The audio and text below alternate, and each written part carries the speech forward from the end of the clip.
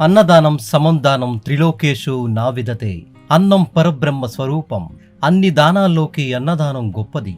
ఇలా శ్లోకాలు సూక్తులు వింటూ ఉంటాం.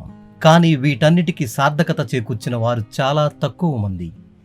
ఆకలికి కులమత భేదాలు, వర్గవర్ణ తేడాలు, ధనికా పేదల తారతమ్యాలుండవు. అందరినీ ఒకే తాటిన కట్టేస్తుంది ఈ ఆకలి. అటువంటి ఆకలి ఆవిడ పేరు చెబితే ఆమడ దూరం పారిపోతుంది. అన్నం అనగానే మీలో చాలా మందికి ఒక మహనీయురాలు గుర్తుకొచ్చే ఉంటుంది కదూ. అవును, ఆవిడే శ్రీమతి డొక్కా సీతమ్మ గారు.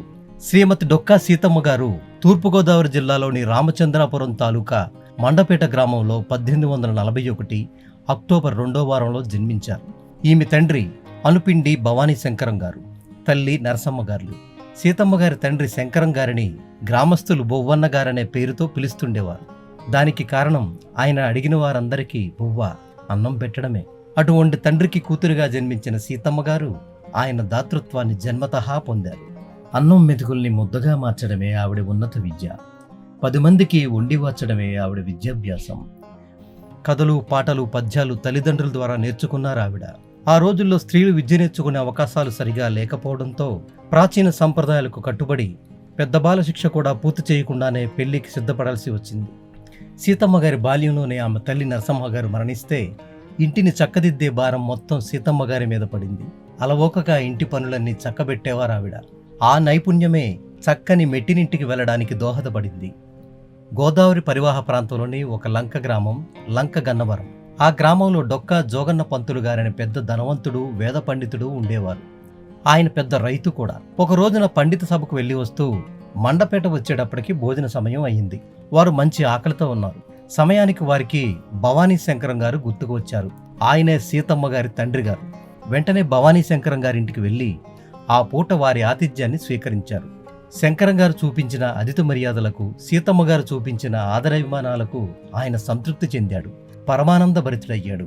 చిన్న వయసులోనే సీతమ్మ గారు చూపించిన గౌరవ మర్యాదలు, ఆమె వినయ విధేయతలు నచ్చి జోగన్న గారు ఆమెను వివాహం చేసుకోవాలనే ప్రస్తావన తీసుకొచ్చారు.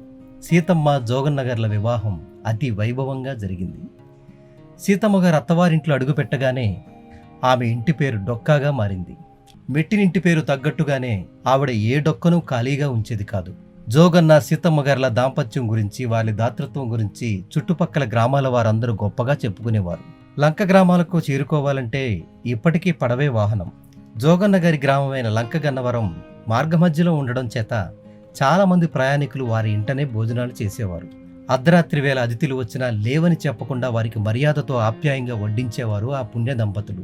ఆ కారణంగానే డొక్కా సీతమ్మ గారిని ఉభయ గోదావరి జిల్లాలలో అపర అన్నపూర్ణగా, ఆంధ్రుల అన్నపూర్ణగా, అన్నపూర్ణాదేవి యొక్క పునర్జన్మలా భావిస్తారు. లంక గ్రామాలకు తరచుగా వరదల వల్ల నిలువ నీడలేని బాధితులను ఆదుకుని వారికి వసతి భోజన సదుపాయాలు ఏర్పాటు చేసిన ఉదాత్తురాలు సీతమ్మ గారు. అన్నదానం చేసి మానవత్వం చాటి చెప్పిన మహిళా శిరోమణి సీతమ్మ గారు. అలా చిరకాలంలోనే ఆమె ఖ్యాతి భారతదేశం దాటి ఇంగ్లాండ్ వరకు వ్యాపించింది. 1902లో బ్రిటిష్ చక్రవర్తి ఎడ్వర్డ్ VII తూర్పుగోదావరి జిల్లా కలెక్టర్కు డొక్కా సీతమ్మ గారి ఫోటో పంపవలసిందిగా ఆజ్ఞాపించాడు. ఎందుకో విషయం తెలిస్తే మనం ఆశ్చర్యపోక తప్పదు. ఆవిడ సముద్రం దాటి రారు గనుక చక్రవర్తిగా తాను పట్టాభిషేకం చేసుకునే సమయంలో ఆవిడ చిత్రపటానికి సల్యూట్ చేసి పట్టాభిషేకం చేసుకుంటానని ఆయన లేఖలో పేర్కొన్నారు. అంతటి ఘనకీర్తి ఆవిడది.